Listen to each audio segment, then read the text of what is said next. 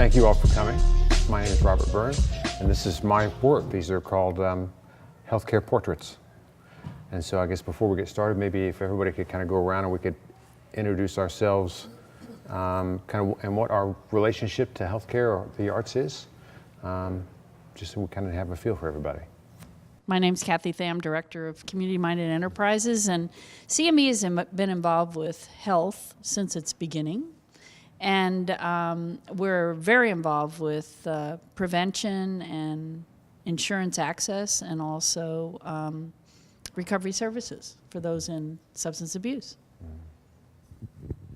And I'm Barbara Baumgarten.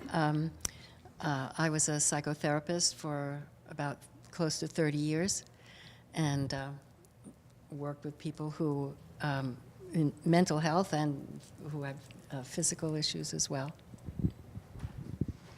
I'm Sheila Masteller. I currently work at the Spokane Regional Health District, the public health jurisdiction in this county. So we're in the prevention of and assistance for healthy living. And I've been in Spokane in healthcare for nearly 40 years, for many years an executive with our Providence healthcare system. I'm Sharice Pope, and I'm the Director of Clinical Integration for an organization called Better Health Together. And we are working on the state of Washington got an 1115B waiver, and we are working on Medicaid transformation, not only in Spokane County, but 5 surrounding counties as well. I'm Dan Baumgarten. I'm the former Director of Community-Minded Enterprises. I know a lot of these folks from years ago, and also involved in the arts myself. So, I am Jill Johnson. I am the Communications Director for Community-Minded Enterprises. And I'm Marilyn Thorderson, and I've been a board member with Community-Minded Enterprises since its inception. And I worked in healthcare for about 30 years in public relations, marketing, and fundraising. Now I'm a community volunteer. I'm Liz Haight, and I was involved with body psychotherapy work for about a decade, and then transferred that work, folded that work into dance. And I now teach tango and integrate all of that together in a particular way. So, but I also was an artist throughout my whole life. My undergraduate was in painting and psychotherapy work, and I'm interested in that intersection. Yeah. So I guess the first question is, why are we here? And so the part of that is that I'll talk a little about the work, how it was made, my ideas behind it, and maybe give some of the text from some of the people that worked on this with me and some of the portraits. And then also I thought we might talk about community solutions, or how this work might work in this community, or whether there's any ideas about how we might think about integrating it. So to give a fuller introduction to myself, so I have worked in healthcare technology for about 20 years. I started doing software development. And then for the last 14 years have been a PACS administrator, which is a systems analyst, mostly in radiology and cardiology. And that's just my professional experience. I have a master's in fine art also. Personally, this work is informed in part by that professional experience, but it really is much more informed by my personal experience. So my mom died in 2012 from a stroke. And my dad died in 2015 from late-stage Parkinson's. And my sister has a chronic illness. She has Lyme disease, or so they think that's what it is. And she's been struggling with that for over 10 years. And so just within my family, there's a lot of feeling that I have that I put into this work. And in a large way, it's about my own exploration of those experiences. The work itself really comes from, I've done a few series of work on healthcare, and the previous series that I did was called Medieval Healthcare, which was largely a criticism of the healthcare system in the United States. And I felt like even though that was valid, it didn't really provide for a more open discussion about healthcare, particularly as it comes to providers and people that work in healthcare. And so all that combined together really had me thinking about how could I find a way to be able to just have people tell their stories about their healthcare experiences, regardless of whatever their particular role was. And even if their role was just somebody that was just, a normal person having a healthcare experience. And that's really what this work comes from. It's really about people's stories. So how it was made is I asked these people to answer a simple question, which was, what would you like to tell people about your healthcare experience? And so the people in these works are, some of them are doctors, some of them are nurses, some of them are family members, some of them are actually people that are ill. Some of them are many of those. And so asking them an open question provided them an opportunity to identify with the healthcare experience, maybe in a way that was different than how they primarily choose to identify. And some of them did. So the way the work is made is I would ask them for that. They provided me a text of whatever that experience was. And then I also took a picture of them.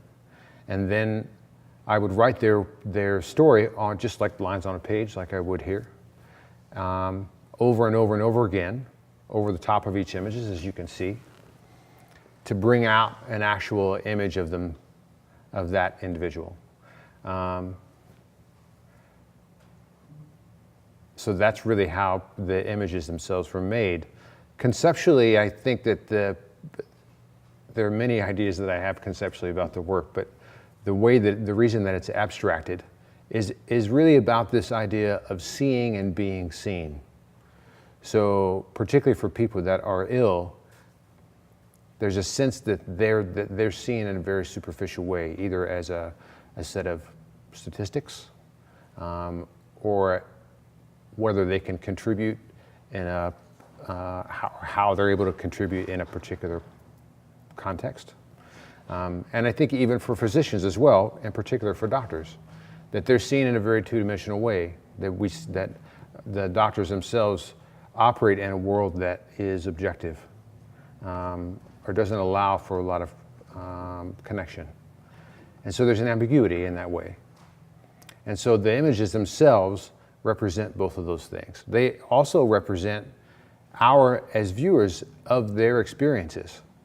So if I hear about someone's healthcare experience, for example, there was a nurse that worked in a pediatric oncology unit, and she wrote about that experience and about how there were days when she would come into work that she would pray that a child that had been there the previous day would have passed because the suffering was so great that she was witnessing.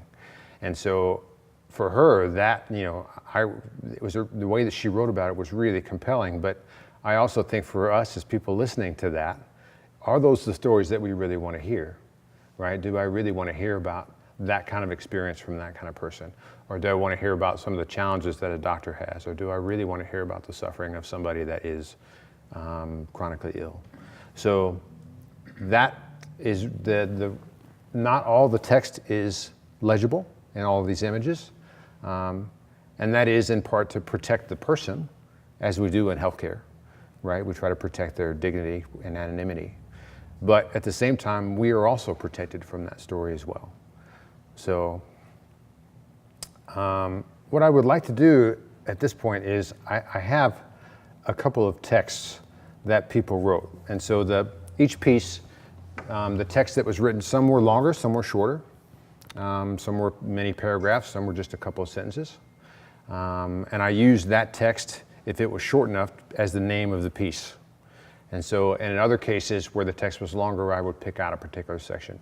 And so I think what I would like to do is to read a few of these texts. I'll read 3 of them from 3 different people. And I'm not going to tell you what the role of that person was. And that's also part of the work, that we don't know who these people are. So even in the images themselves, you don't know who is a self-identified patient or a self-identified doctor or nurse or family member. The text gives some clue of that, but I'm also not going to tell you what text goes with what image, because I also think that that's part of it. And the reason I think that that's important is that there's a set of connotations that come when somebody is identified in a particular way. And so it's interesting to me, as far as the viewer is concerned, for you not to know that. And for you to have to hear the language or view the image and deal with that patient on a term that you maybe don't know exactly what it is. So that again is also part of the work. So here's the first one. Heal me as an instrument of God's will. Heal me or help him make my pain more bearable. Heal me or help him reduce the anguish of my affliction. Heal me or help him relieve the burdens of my weakness or those I love. Heal me and honor my dignity and self-worth. Heal me, accept my faith and belief that I am a valued child of God. Heal me and understand that if you cannot, I will understand that this is a crucible and visitation from God, which I will endure with love. Heal me and pray for me. And here's the second one. When I was a little girl, I patched up all my stuffed animals. I cannot remember a time when my imaginary clinic was not bustling with perceived traumatic amputation and assorted cuts. All of them needed multiple shots and x-rays. My stuffed animals were not a healthy bunch. And here's the last one. My earliest healthcare provider was my mom. She would wash my scrapes and put Band-Aids on them. She was the one who sat up with me when I had the stomach flu and mixed the yucky tasting medications with juice so I wouldn't taste it. The best healthcare was a hug and a kiss. They never failed to make me feel better. Her other healthcare secret is chicken soup. She swears by it as a cure-all. Even now as an adult, if I have a sore throat, she can make a big pot and deliver it directly to my house. I have to admit, I have become a believer. I have started making extra large pots of chicken soup and freezing big portions. This is a cure in waiting, ready to go when one of my kids gets the sniffles. So you can see that people chose a variety of different things to talk about. I mean, you know, I wanted to make sure in the work too that people had the freedom to be able to do that. It would have been easy to provide a prompt that would have allowed people to, or given people permission to talk just about the negative, and people didn't. And I think that that's important, because in large part, the story of healthcare in this country is much more sophisticated and complicated and human than maybe what we always talk about. And so this work really tries to get into the corners of that with people. So I think at this point, you know, what I was curious about is if anybody had any responses or reactions or questions about what I've talked about so far. It's just amazing the way the faces come out. You don't expect to see them, and then as you manipulate the distance, yeah, really gives it a human presence. It's interesting the way too, I mean, I designed it so that it becomes the macro portion has its own quality. So as I get up close to the image, it's a different kind of experience. But definitely, as you get further away, the image of the person becomes more present. I don't really have an answer for conceptually about what that means. I think as an artist, you know, for me personally, first you do the work, then you understand the work. And so, you know, for me, this discussion is part of that understanding for me too. So, How did this work change you? you know, I think what I was most surprised about, I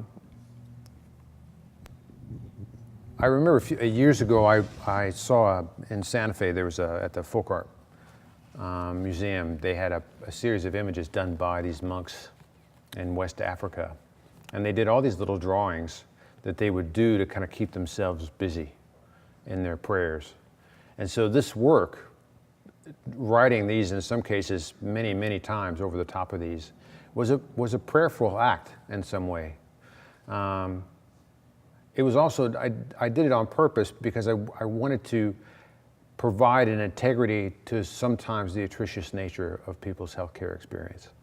And so I felt like doing that, writing it over and over again, that it would get into me in some way. And so I'm still processing what that means to have all these stories kind of stewing around inside of me. But I think one thing too that has really affected me is everybody has a healthcare story, right? I mean, we're all, whether we're healthcare professionals in one way or another, we're all human beings.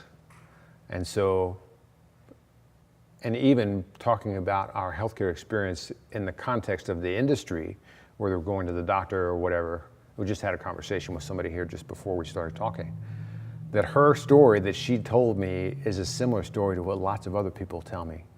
And there is this kind of underlying nature, this underlying similarity about everyone's healthcare story.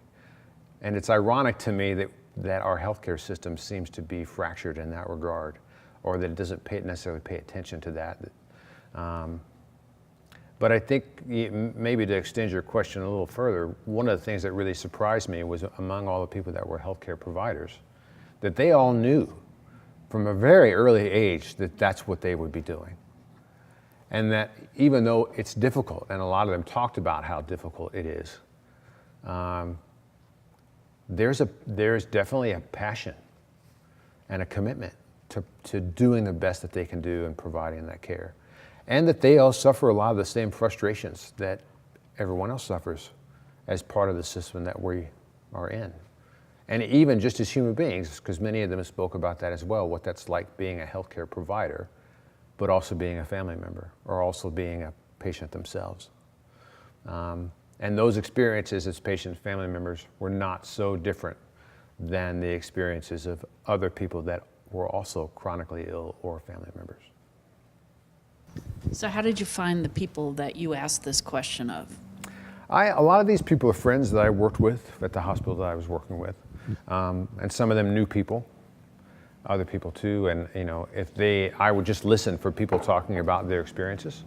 And if they said, just in the course of casual conversation would say that they knew of someone that was, a particular, that was having some kind of an experience, I would ask them if they would talk to them or if that person would be interested in doing it. So. So how many people did you actually? There's 10 people here, and I probably end up just back and forth with 25 to get to these 10.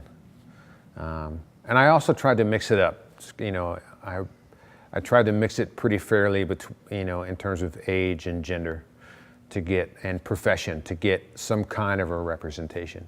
I mean, from a statistical perspective, 10 is not so significant, but even so, I still wanted it to be as representative as possible.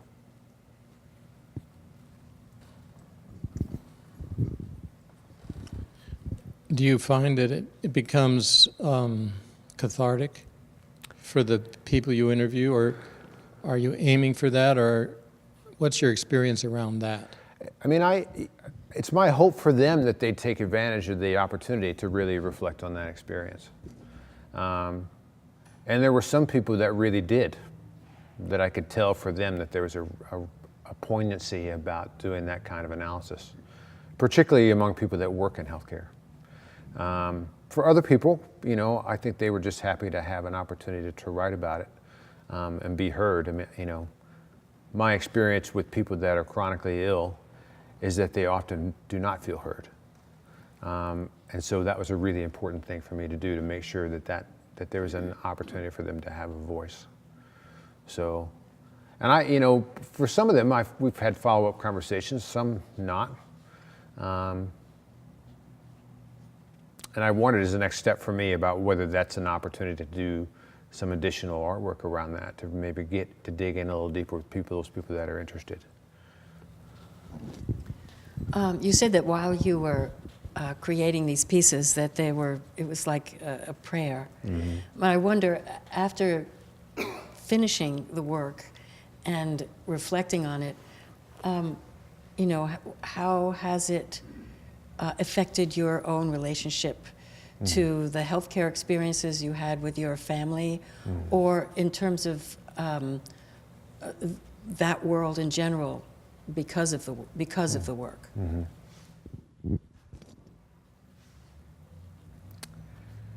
I mean, it has been cathartic. It's been a really great way for me to process a lot of the grief and loss in my own personal experience. Just being able to share in someone else's story. I mean, I think that's a big part of grief anyway, is being able to share your story with other people and to have their story shared with you. And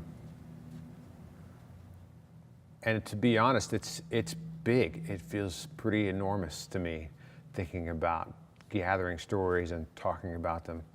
And What do you mean, big? It's like thinking about all the different kinds of stories that there are. I mean, a discussion for me is, you know, what's the next step, right? I could do 10 of these, I could do 100 of these, I could do 1,000 of these. And if I said, well, okay, I am going to do 1,000 of them, which would be really compelling to have an entire gallery of 1,000 of these images. But it's daunting to think about doing it this way and doing 1,000 of these, because this took me a year to do these 10. Each of them range between, you know, 25 to 40 hours to do a piece. So the thought process of doing that many of them is a little daunting. But it also, too, it's thinking about, even if I did do 1,000, how much of a story have I really captured? I think really for me, the next step is thinking about localizing it, which is one of the things that I really would love for us to talk about. I think for me, I've thought about doing things like family portraits, which I actually have one in progress. I talked to a family that the family had a healthcare experience. And so I'm working with them to do a portrait of their particular family. But that's just one small type of community. And so wouldn't it be interesting to do something else on a community basis, however big or small that community is, around the issues that are specific to that particular community? Because I mean, the other thing that I thought about doing is doing maybe some portraits on, you know, whether it's women's issues or the opioid epidemic or whatever, doctor shortages and nurse shortages and that kind of thing. But I also felt too like that's a little too narrow. And I want the nature of the story to be something that is organic and not so well defined. That's one of the reasons that the question, you know, what would you like to tell people about your healthcare experience, is a little innocuous in that regard. It's not prompting. It provides people an opportunity to really think and get into the question in their own way and not have me really guide them to some specific answer.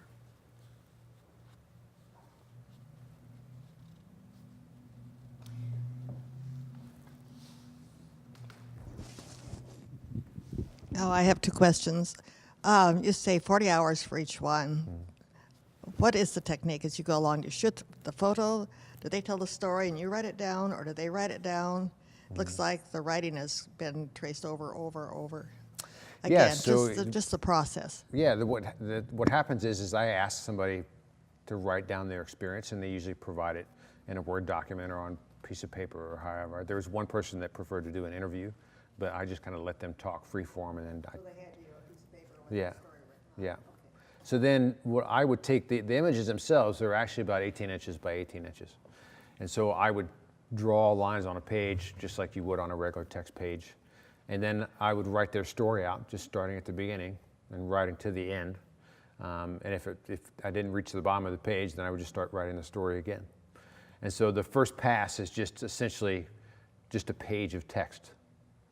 Then I would ask them for an image. Usually I asked them just on their iPhone to take a picture of themselves.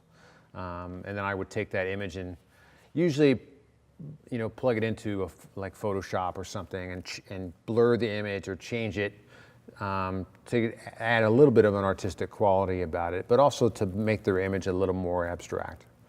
And then once I have an idea about what that is, I would draw, on that page of text a loose outline of that image. And then at that point, it's just a matter of writing over those words again and again and again to bring out different values or different colors.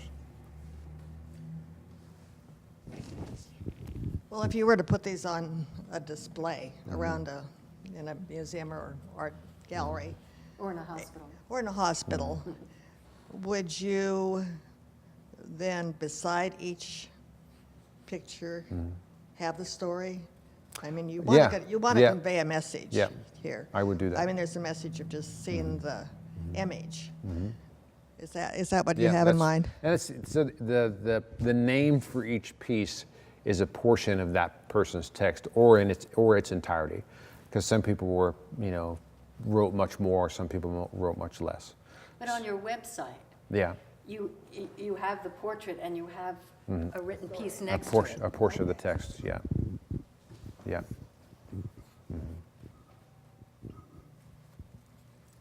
So what was the reaction of the people who had their portrait and had given you a story? What was their reaction to the final piece? Did they give you any reaction? They or- did. Some people were surprised, I think. I didn't really give them a clear indication about what it was going to look like when I was done. So they, some people maybe expected it to be a little more realistic. I think generally most people were flattered, some were not. But I think that they were, so one of the things that I did is after all the images were finished, I had high quality copies made, and I gave each person a copy, a high resolution copy of that image for them to have. And that was unexpected for them too.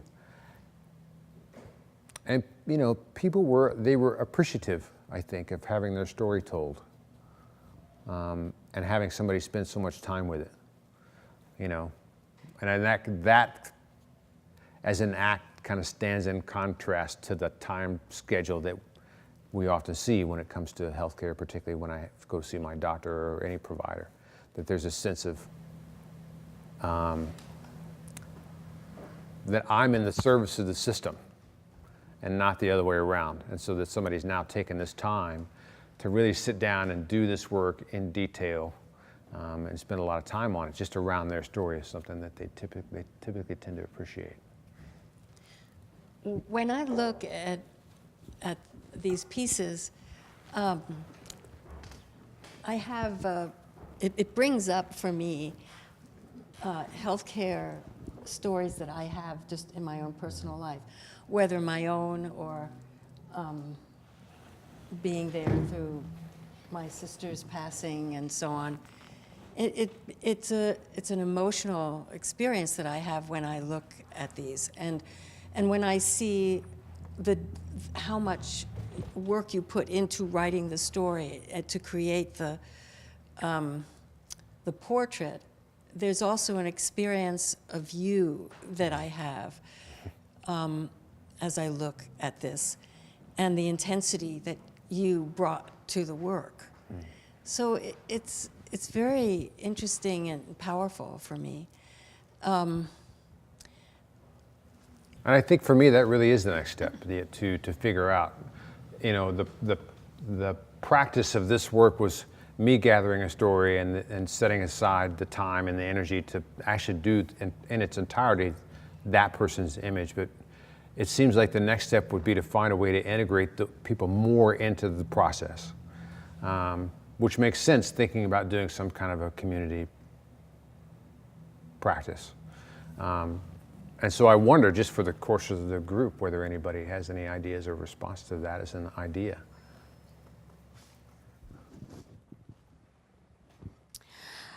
So you, again, kind of going back to that statement of where else could I take this? And so as I look at this work and I think of healing, I mean, that's a word that comes to the forefront. But for this community, I think I would be really interested in the recovery story. And I think that's a story that's not well told. It's certainly a story that it's not prevalent. And so for me, I think that would be another sector maybe of our community that could really, it would be amazing to see what their journeys is and to see it portrayed in this way, because it is very powerful. But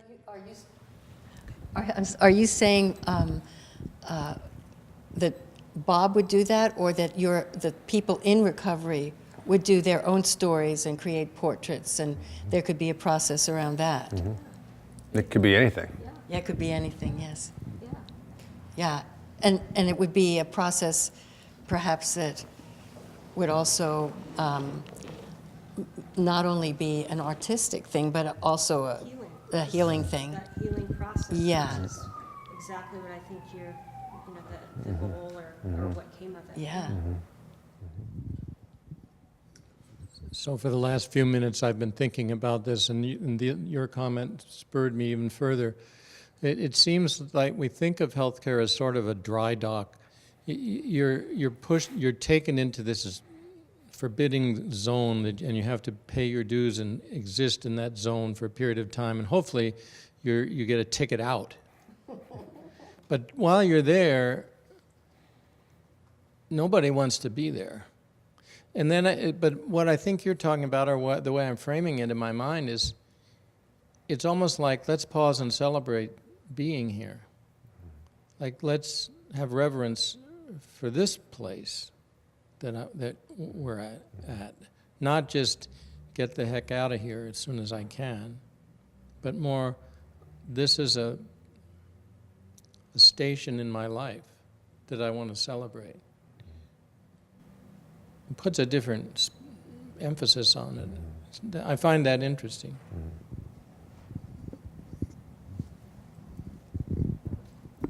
So I think where this could, I'm just thinking of my own personal life. I have a good friend who's struggling with cancer. And it's very uncomfortable to sit with somebody who's in the beginning stages of what you even talk about. Or do you want to talk about the process with them? But I would think this would be an important process for somebody going through a long stage with the health system. And, you know, they'll tell you their frustrations or whatever, but I don't think we really get into some really deep conversations. So this might be a way to help that conversation. It's very awkward. It's the only way I can describe it. Yeah, you know, that piece is, in my experience talking to people that are ill, is there is that sense that they feel like that they're being backed away from on some level. They don't know, people don't always know what to say. And so this does provide an opportunity for that, to maybe mediate that experience for people on some level, or provide them an opportunity to meet around that experience in a way that's maybe a little safer. So, yeah, that's a really good idea. And in a way, it could be a personal thing for individuals, right? Or it could be something that you could bring in as a process and teach in an institution that deals in, a safe place that deals with issues like this, that maybe doesn't always approach it in this way, but is certainly part of the healing. Right. I'm just kind of interested in healing happening through a creative process like this, rather than as healing from like a pathology that then needs psychotherapy, for example. I love the idea that we could, that we need listening, that there is somebody, either you or perhaps somebody in a community who has the willingness to really be present and absorb fully someone's experience. The depth of despair, the loss, the healing that can happen, or the growth that can happen in that. And culturally, we're not very good with death, with illness, we are awkward often, and we don't know how to engage with that. And just to have a place or a process where that can happen seems really hugely healing, perhaps, potentially really very important. And I like that it could happen in a creative, artistic form rather than in a kind of fixing format, you know? Yeah. I mean, I think that it's certainly, the healing process would apply not just to certainly people that were ill.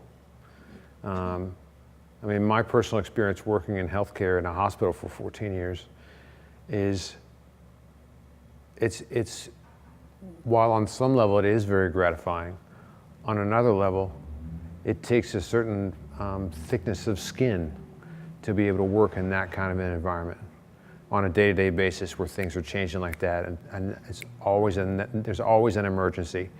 And it's perhaps a little overly dramatic to say that it's life or death, but in some cases it is.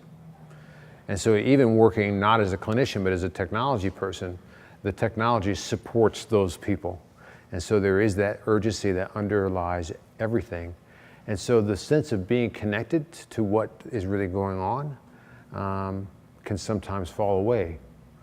And I think this process for people that work in healthcare would also be a really beautiful thing to do, to give them an opportunity to talk about their own experience and to be heard about that. There's another story here too of that I was kind of affected by. So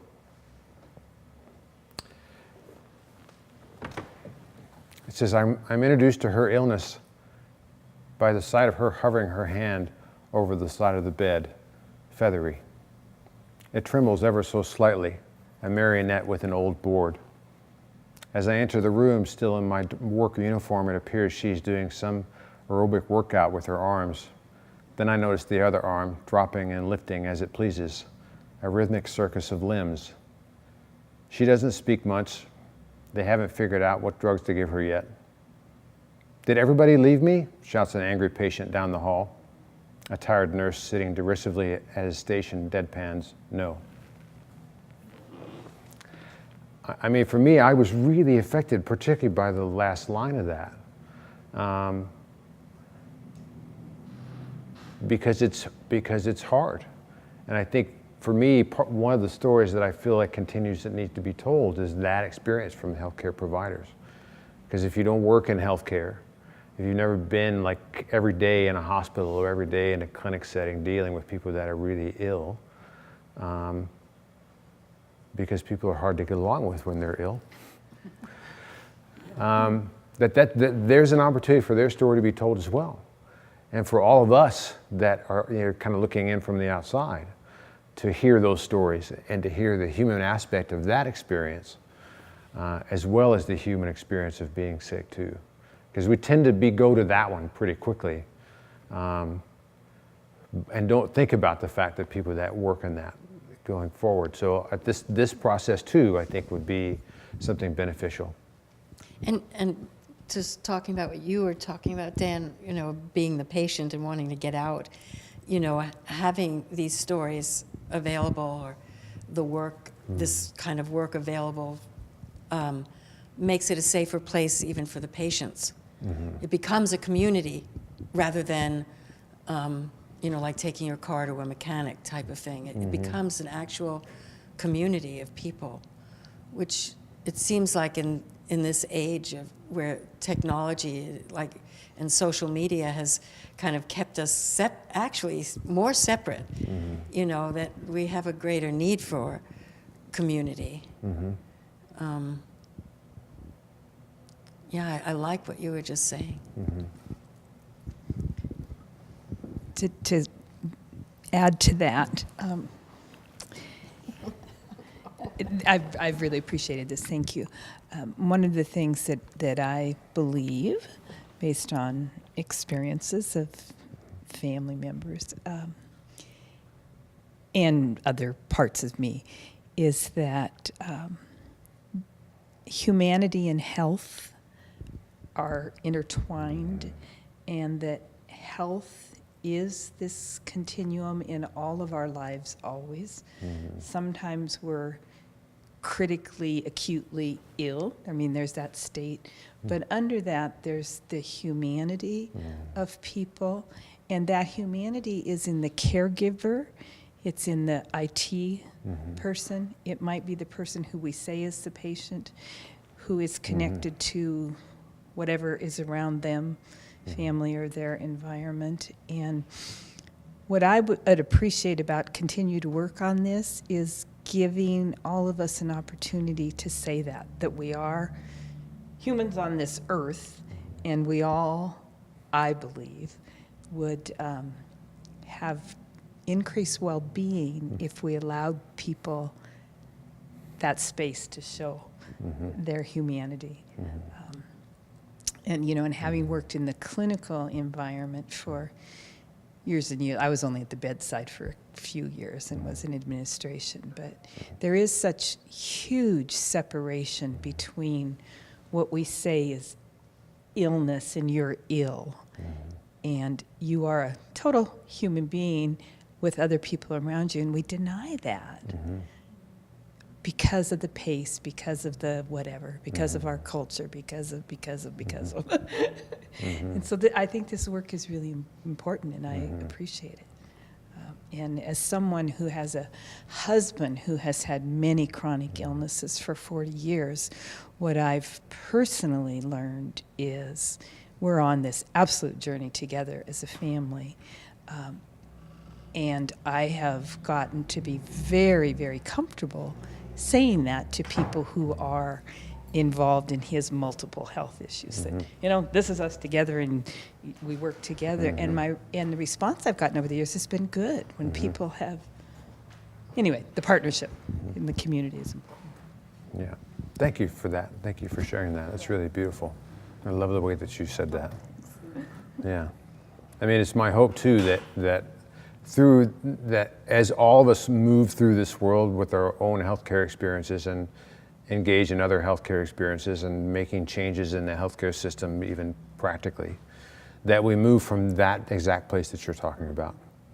I mean, in some way, that's kind of the vision for this work, is that as people tell their stories and have their stories heard, that there's a recognition of the humanity in every person.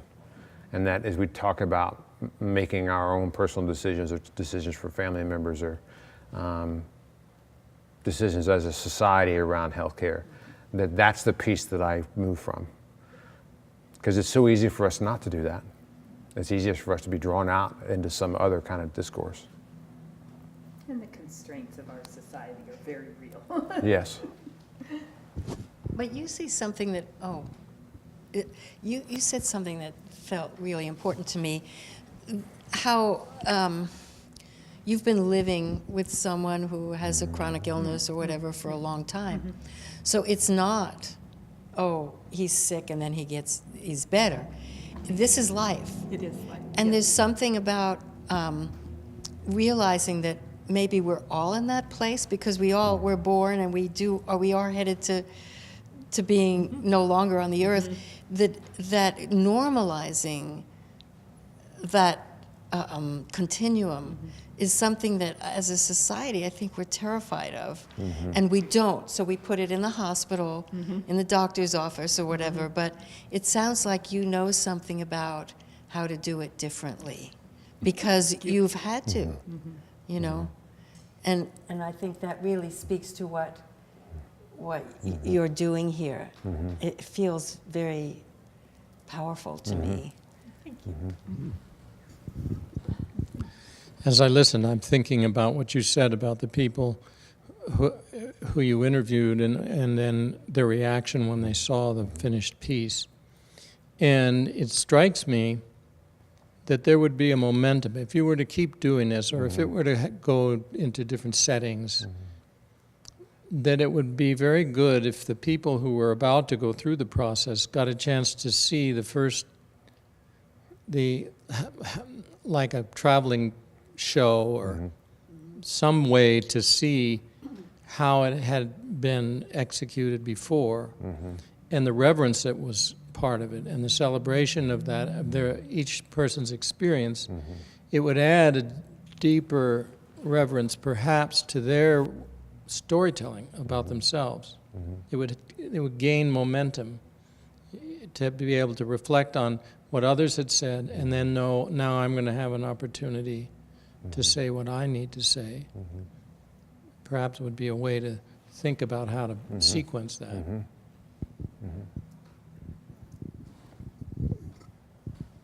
So what I'm imagining also is this being a way in which people can learn from other people and actually be aided in their travel through particular sectors. For example, I also have a husband who's chronically ill, but only for 3 years, right?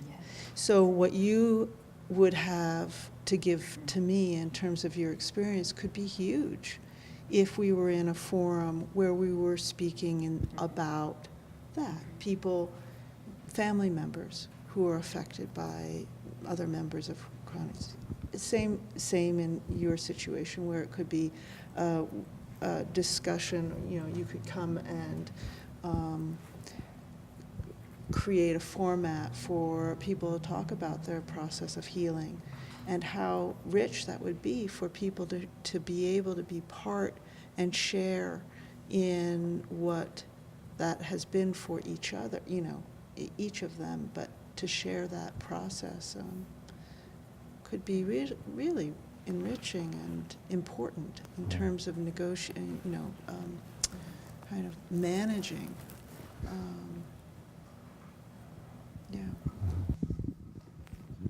I was curious, did you have any conversations with people who were in the early stages of some form of dementia?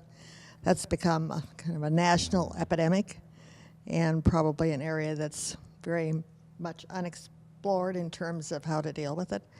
Did you happen to have that experience? I have a friend who, his parent has dementia, and so him and I have been talking about what we might do. One of the other things that I've thought about doing too is I have two kind of other ideas I'm playing with, and one of them is called Healthcare Still Lives. And so his parent lives in an assisted living, and the apartment is really beautiful, and it looks just like any other normal apartment. But like in the bedroom, there's a cable that comes out of a wall with a little red light on it. And so that really is the only indication that there's anything kind of special about that particular room. And so there are other places around the apartment that's the same kind of thing. They're little alert places, And it might be interesting to do a still life with those kinds of things, to see the objects that exist in our own spaces that are related to our own healthcare. I've also started another series that I'm kind of playing around with too, called Healthcare Landscapes, where I was talking about doing people's portraits, but doing it as a landscape, like to have a person oriented in a particular way so that it would look like a landscape. But so to answer your question, I have kind of had a conversation about that too. And that would be an interesting, I feel like that there's an opportunity with this kind of work to turn it over to people a little more now that I have kind of an understanding. And wouldn't that be an interesting experience to work with somebody that had dementia in this way, to see what might end up happening? So. Or the recovery. Right. Right.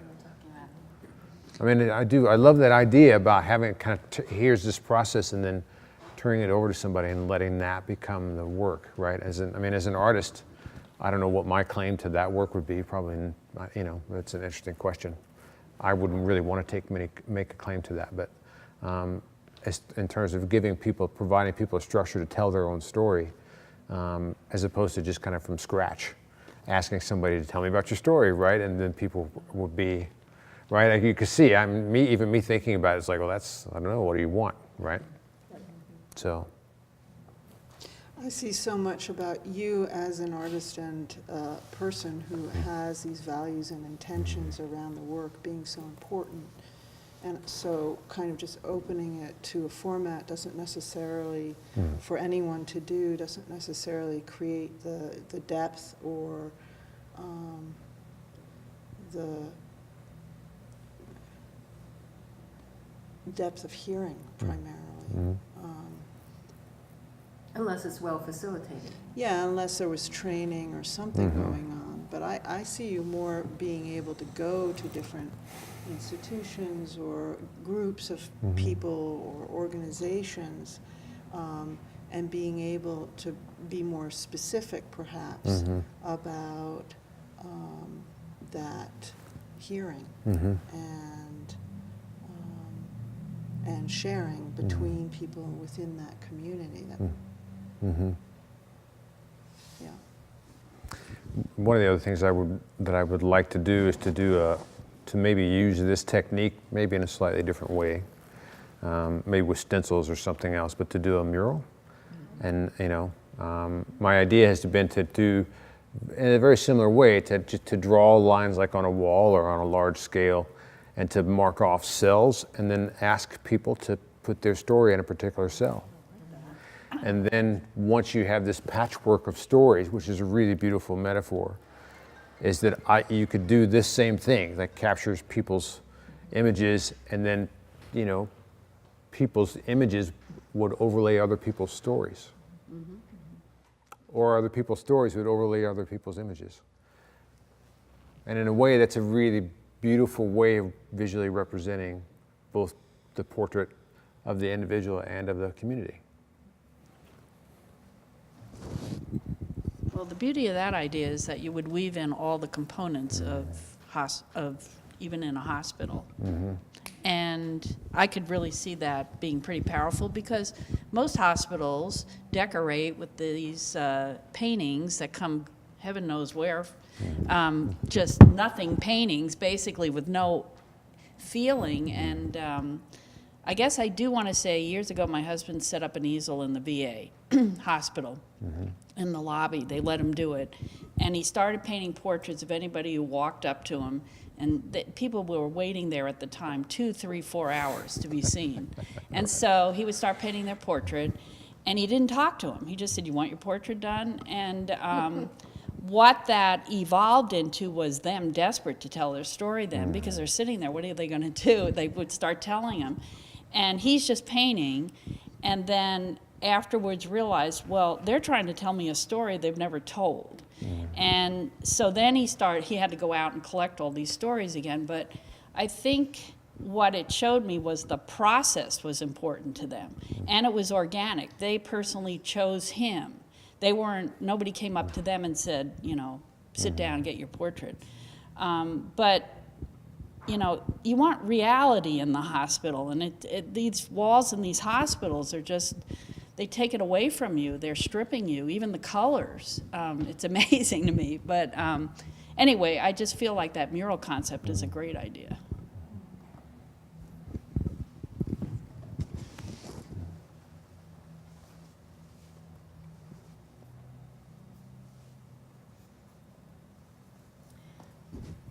I just want to talk about, because the work that I did when I wasn't retired, the humanity piece that you're looking for. My sister had breast cancer, and she passed away from it. It was a very powerful experience in my own life. Because there was a lot of cancer in my family, and I was always terrified that I would get cancer, and that was a major fear of mine throughout my life, of getting this horrible disease. And there she was, and I was her primary person in her life. She'd was divorced and her kids were elsewhere for most of the time, and so I was her primary person. And it was one of the most profound, freeing, transformative experiences for me.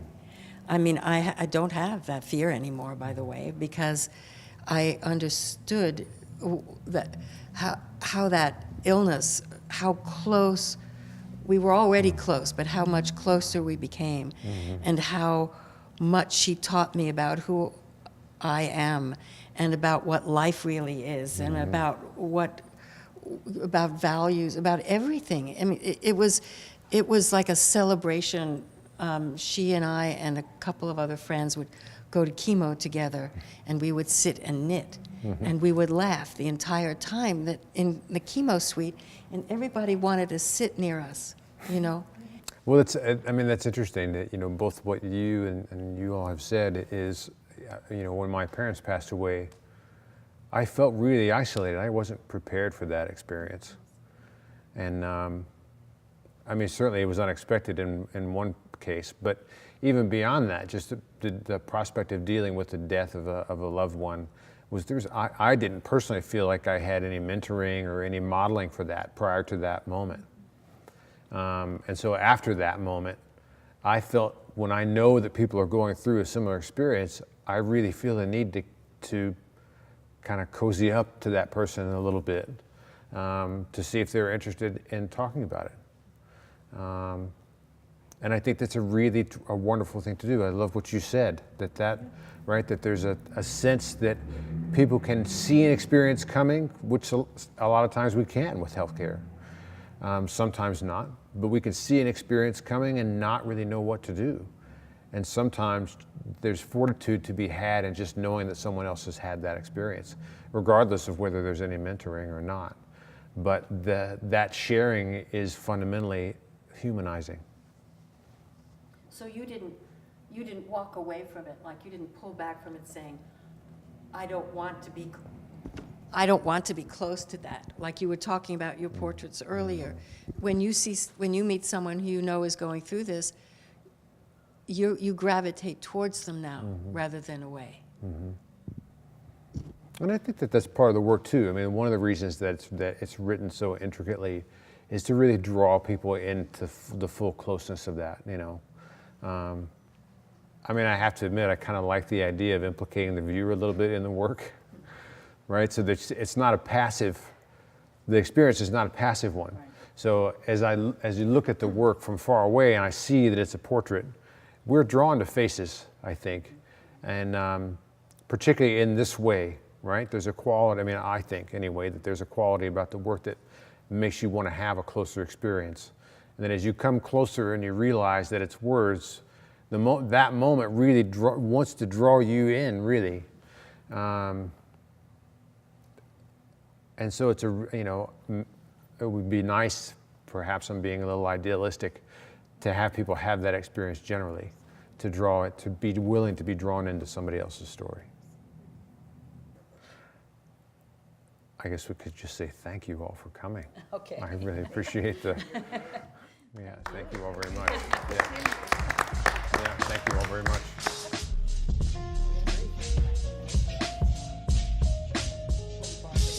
Right.